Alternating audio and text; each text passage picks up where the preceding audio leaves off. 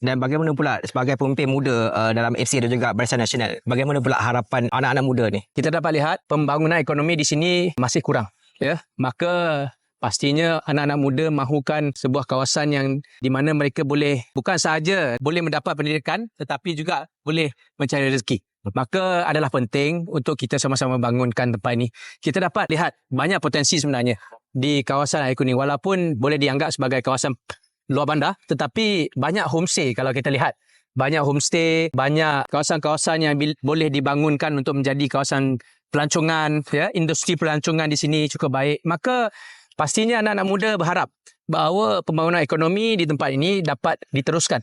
Maka inilah yang perlu dilaksanakan dan pengundi perlu bijak memilih, kerana kali ini kita mahu memilih seorang wakil rakyat yang boleh membantu, bukan sahaja membantu rakyat dari segi bantuan dan sebagainya, tetapi juga boleh membangunkan dan menyelesaikan masalah-masalah di sini.